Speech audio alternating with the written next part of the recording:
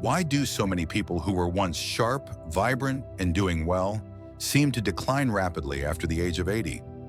Even those who seemed healthy and mentally clear just a few years earlier often begin to fade in ways that seem sudden.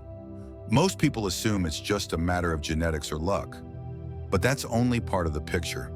The truth is, there are deeper, less obvious reasons why aging past 80 becomes so difficult for many.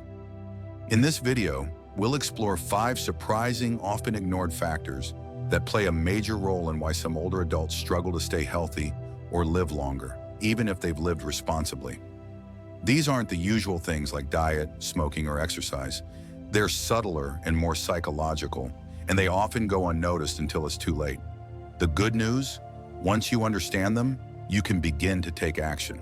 So if you've ever wondered why longevity seems to stall out for many people after 80 and how to prevent that from happening to you or someone you love, stay tuned. These 5 insights could change the way you age. Reason number 1, the disappearance of microsocial engagement. One of the most overlooked reasons older people start to decline after 80 is the slow erosion of what psychologists call microsocial engagement. These aren't the deep, meaningful connections with close family or lifelong friends. Those still matter, of course. Instead, this refers to the small, everyday social moments that used to be part of your routine. Exchanging pleasantries with the mailman, cracking a joke with the cashier, nodding hello to your neighbor as you pass on the street. These tiny interactions might seem unimportant, but they serve a powerful role in maintaining mental health and emotional vitality. They keep the brain's social circuits active, stimulate mood-lifting hormones, and tell your body that you're still involved in the world around you. They help regulate your nervous system, maintain cognitive sharpness, and preserve a sense of identity and belonging. Unfortunately, after 80, many people begin to lose these interactions without even noticing. They stop going to the grocery store themselves and rely on delivery. They no longer take morning walks because of joint pain or bad weather. They avoid talking to strangers due to hearing issues. It feels like life is just being simplified. But what's really happening is the quiet removal of crucial forms of stimulation and connection. I've seen firsthand how older adults who maintain even the smallest routines of engagement remain sharper and more energetic. One 85-year-old man I met walked to the same cafe every morning. He greeted the same barista, waved to the same crossing guard, and exchanged a nod with the same woman walking her dog. It took 10 minutes, but it gave his day structure, made him feel visible, and provided a subtle sense of accountability. It wasn't just a habit, it was a lifeline. When these micro-interactions disappear, the brain interprets it as social isolation. Even if you're not alone in the traditional sense, this triggers a cascade of stress responses, increased cortisol levels, chronic inflammation, and a weakening of the immune system.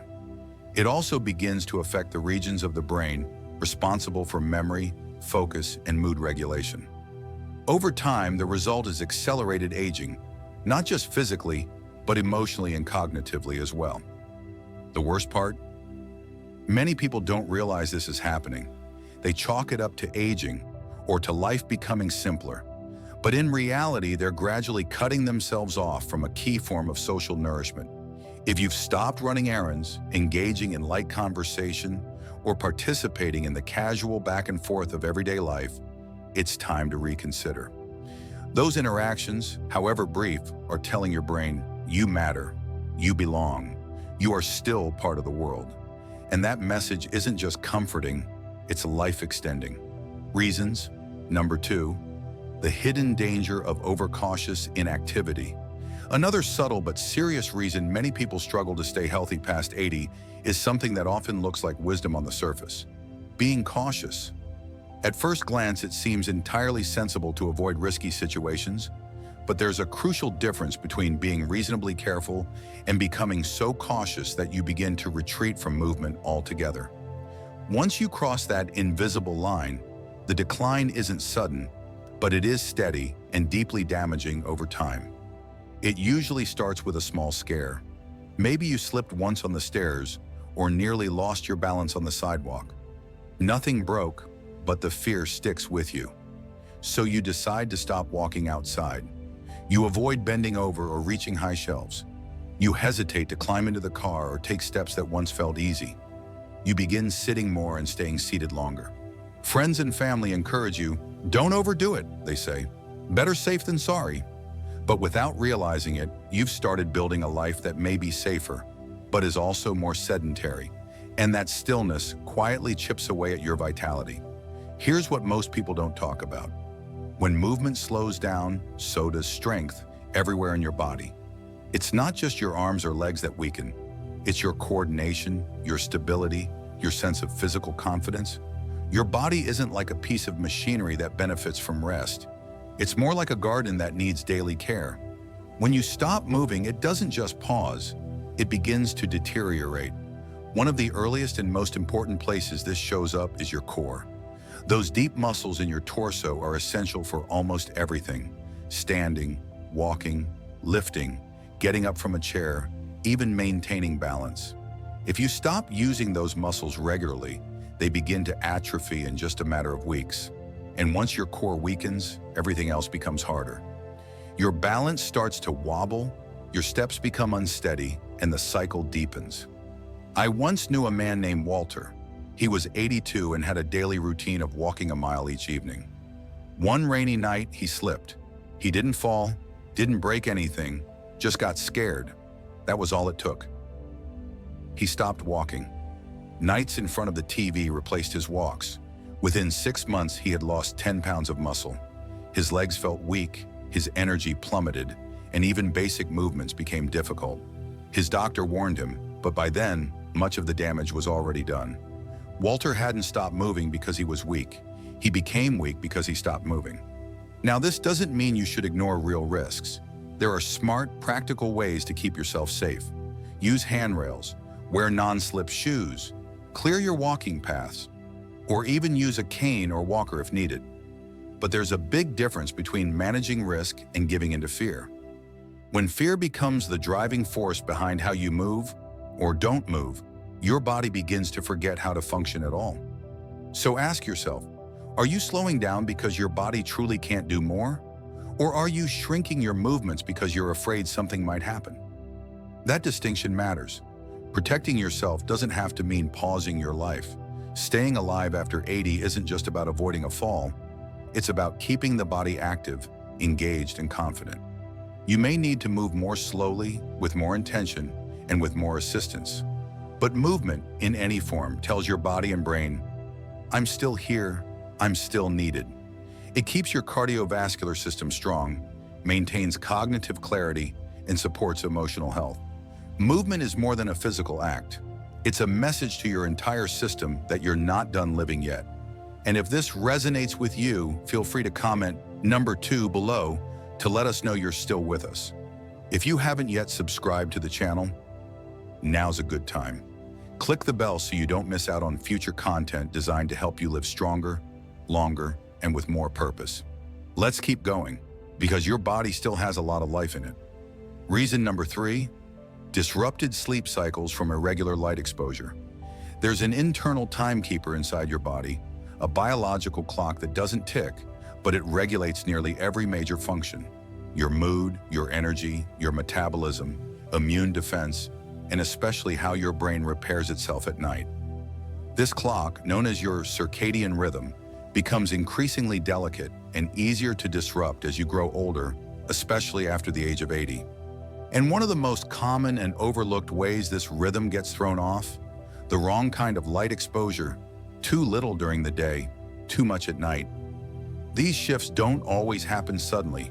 You might notice yourself dozing off more in the afternoons. Maybe you're spending more time indoors, especially during colder seasons. You might keep the lights on late into the night, reading or watching television. Or perhaps you've grown comfortable with falling asleep to the glow of your phone or tablet. Each of these habits might seem minor in isolation, but together they send mixed signals to your body about when it should be awake and when it should power down. Light is one of the most important tools your body uses to stay in sync. Exposure to bright, natural light in the morning tells your brain it's time to wake up, get active, and direct energy to your organs and systems. In contrast, evening darkness triggers the production of melatonin, the hormone that helps you relax and enter deep, restorative sleep. But when your days are spent under dim lighting and your nights glow with artificial light, your body gets confused. As a result, sleep becomes shallow or fragmented. You may lie in bed for 8 hours, but still wake up feeling foggy or sluggish. You may find your daytime energy fading or your memory not as sharp as it once was, but the effects go deeper than just feeling tired. Chronic sleep disruption weakens your immune response, disrupts hormone levels, increases inflammation, and even raises your risk for memory issues and cognitive decline. And then there's vitamin D, an essential nutrient your body produces naturally when your skin is exposed to sunlight. After age 80, your skin's ability to synthesize vitamin D declines, making regular sunlight exposure even more critical. Without it, your muscles weaken, your bones become more fragile, and your immune system has a harder time fighting off illness. I once spoke to an 84-year-old woman named Helen. She had been struggling with fatigue and confusion for months. Her test results were fine. Her medications hadn't changed. Nothing obvious was wrong. But her doctor suggested something remarkably simple. Spend 20 minutes each morning by a sunny window, with the blinds wide open, and avoid screens for an hour before bed. Within 2 weeks, Helen reported sleeping better, thinking more clearly, and feeling noticeably more uplifted. Her improvement didn't come from a new prescription, it came from light. So if you've fallen into a routine of staying indoors most of the day, keeping curtains drawn, or relying on screens to wind down in the evening, it might be time for a reset. Step outside within an hour of waking. Even a few minutes on the porch can help. Let the natural light hit your eyes and skin. And at night, dim your lamps, power down the screens, and let your environment gradually darken. These changes don't just improve sleep, they realign your entire system. What many people don't realize is that aging isn't just the result of wear and tear. It's also the result of the body falling out of sync. When your systems are no longer working together, when your sleep, digestion, immunity, and cognition drift out of rhythm, aging accelerates. But by restoring simple cues like light and darkness, you can bring that coordination back. You remind your body, even at 85, that you're still on track, still in motion, still very much alive. These gentle, natural routines aren't just comforting, they're vital. Because the real secret to aging well isn't about fighting time. It's about working with time and letting your body know, through consistent signals, that the rhythm of life is still playing. Reason number 4, emotional suppression from loss and isolation. By the time someone reaches their 80s, they've often weathered more loss than many younger people can fully comprehend. The loss of a spouse, a sibling, lifelong friends, or sometimes even a child becomes a heartbreaking thread woven into the fabric of their later years. The world might offer sympathy in passing, but what's rarely acknowledged is how deeply and cumulatively those losses impact not just the mind, but the body. What many older adults face after 80 isn't simply grief, it's emotional suppression. It's the quiet, gradual habit of tucking emotions away instead of expressing them, of wearing a strong face because society expects you to have adjusted by now, or because there's no one left who can truly grasp the magnitude of what you've lost. Over time, the emotional weight isn't released, it's buried. But here's the truth, the body keeps score. When sorrow isn't voiced, when it's not shared or processed, it doesn't just vanish.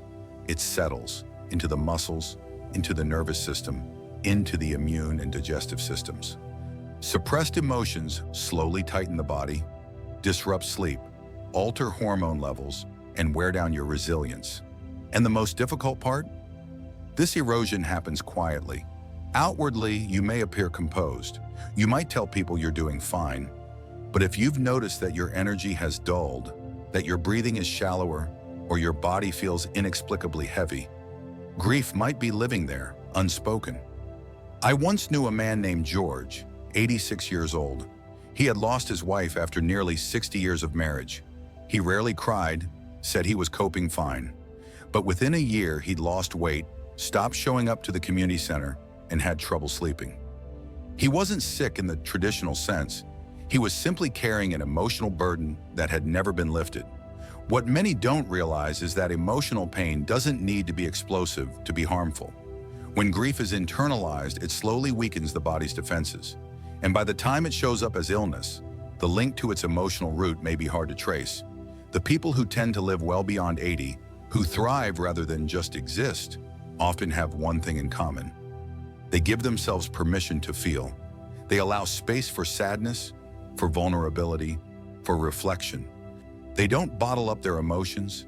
They release them through conversations with trusted friends, through writing in a journal, through spiritual practices, or even by speaking to a therapist.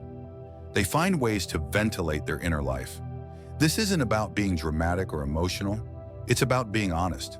Saying I miss her, or I feel forgotten, or I'm scared of being alone, isn't weakness. It's survival.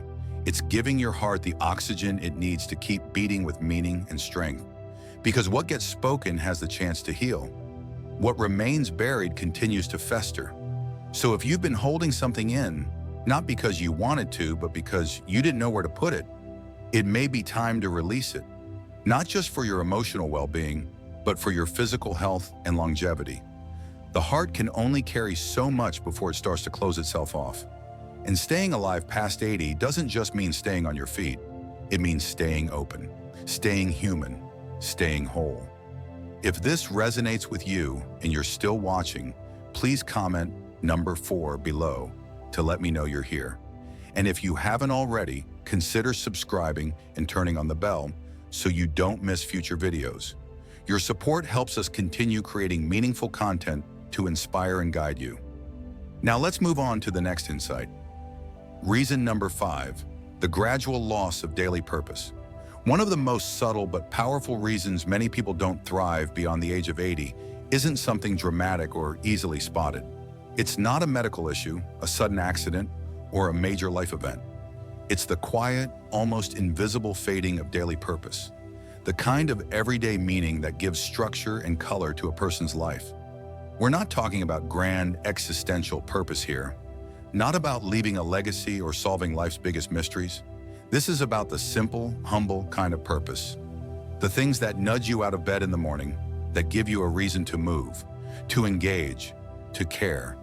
It could be watering your garden before the sun gets too strong, feeding the stray cat that waits for you every morning, calling your daughter just to hear her voice, fixing that squeaky cabinet door that's been bothering you for weeks. These aren't big things, but they matter deeply. And when those small rituals start to fall away, when your schedule empties, your routines blur, and the days begin to feel interchangeable, a quiet shift begins inside. Something internal starts to dim. The mind, sensing no reason to activate or engage, slows down. The body, in turn, follows. You might move less, eat less, sleep more, but rest less deeply. Not because you're sick, but because there's no longer a clear why behind your actions. The systems of the body aren't failing. They're waiting for a signal that says, we're still needed. This change is often so slow, so subtle, that it goes unnoticed. Maybe the weekly lunch with friends stopped. Maybe the community group you once loved dissolved. Maybe your energy isn't what it used to be, so you quietly let go of little tasks you once enjoyed. You tell yourself it's just aging, that it's to be expected. But deep down, there's a whisper of truth that hurts. The days don't feel like yours anymore. I once met an 88-year-old woman named Ruth. She wasn't wealthy. She wasn't in perfect health. She didn't have a large, doting family. But she glowed with a quiet vibrancy. Her secret? She never let go of her daily rituals. Every Monday, she wrote handwritten notes to members of her church who were homebound. Every Thursday, she made soup and froze it for a nearby shelter. And every single day at 4 p.m., she sat by her window to wave at the neighborhood kids walking home from school. She knew their names. They knew hers. They smiled and waved back. These weren't major accomplishments, but they gave her day structure. They gave her life rhythm. They gave her purpose. And that's the truth so many overlook. Your body stays alive when it believes it has a reason to. Daily purpose, no matter how small, acts like fuel for your entire being. It encourages your body to keep healing, your brain to keep learning, and your heart to keep opening. But when you feel like you no longer matter, when no one needs you, when nothing expects you, the flame begins to fade. slowly, quietly. And then one day it's hard to tell why you even get out of bed. That's why people who thrive beyond 80 often have something grounding them each day. It doesn't have to be grand. It can be a pet, a garden, a phone call, a prayer, a daily walk, or a favorite chair where you sit to read the morning light. What matters most isn't how big the task is, but how consistent it is, how it gives your day shape, how it reminds you, I still matter. So if you've been feeling a little lost lately, if the days feel more like gray stretches of time rather than moments you can call your own, don't ignore that. That feeling isn't just sadness, it's a signal.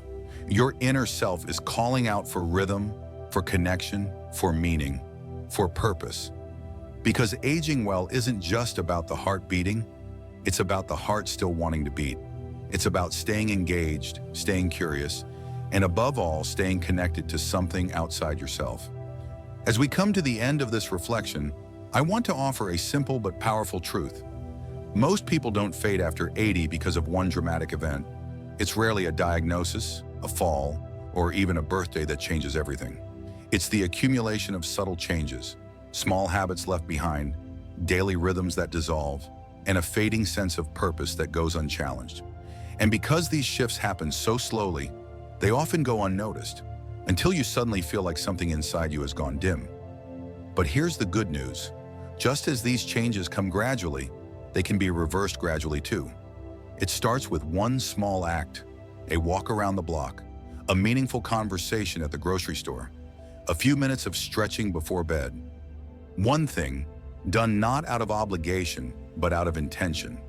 One thing that brings structure, connection, or even the tiniest flicker of joy.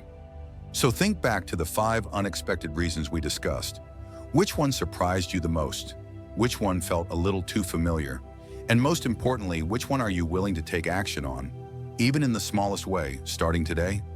Because the truth is, you have more power than you think.